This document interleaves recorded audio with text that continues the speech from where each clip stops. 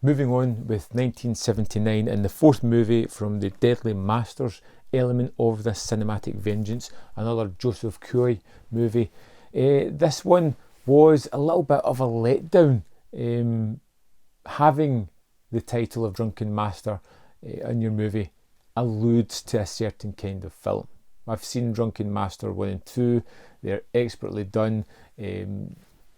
These kind of movies are synonymous with just stealing popular things and throwing it into their films, as they do here. And this is a tale about two drunken masters who meet up for a drink.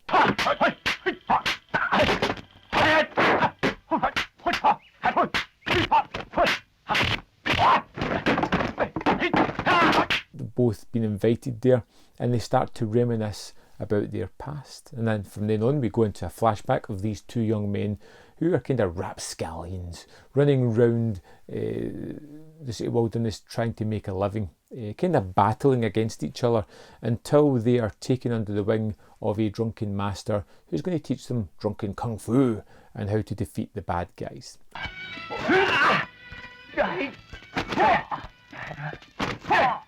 There is Chang's enemy, who is the man that's teaching them, somebody that wants to tear them down. So they've always got this adversary, this kind of landowner that always threatening to close down businesses and kick people out of their house, but try to do it in the most aggressive manner that they can. And you get to see these two young boys who go through a series of training montages to learn how to fight the Drunken Master style, which is awesome and fantastic, as you would expect, to defend Chang, his honour and their honour, and the people who can't stand up for themselves against the bad guys. It's very perfunctory.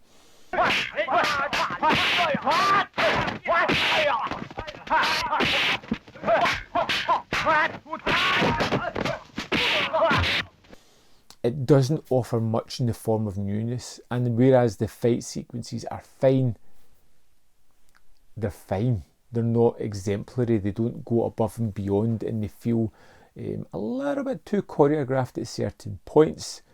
They're still interesting and they're still fun, but it's kind of rinse repeat for the action on this one. In fact, I had a lot of fun with the training montages, which are always great, but to see these guys learning their abilities and try to outwit the master, which are tropes of these kind of training things, and we've seen it many times before, it's a movie that left me kind of cold at the end.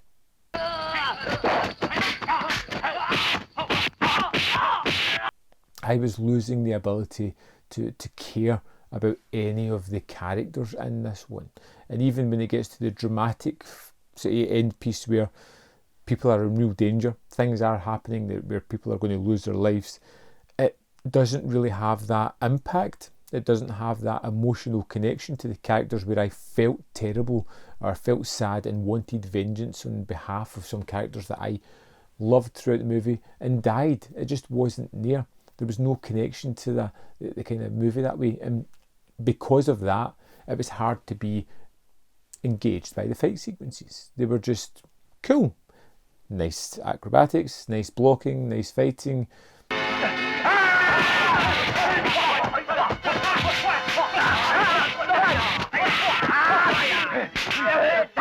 But there were nothing more than that. The story wasn't there to really back up the movie and to make it as interesting and as formidable a film as I hoped it was going to be. So far for me, the Cinematic Vengeance has had two good movies, two movies that I wasn't that in love with, that weren't that great. So 2 winners, 2 losers so far, and I'm going to move on to the Shaolin section of the next movie, which, to be honest, I've got Shaolin Kung Fu, Shaolin Kids, and then the 2 Bronzemen movies, which I'm really looking forward to getting to at some point. So let's hope we end up with more wins than losses in this set, and as always, I would love to know your thoughts on this movie if you've seen it. The world of the Drunken Master, for me, was a little bit tedious, a little bit uninteresting, and never really had that connection that I wanted.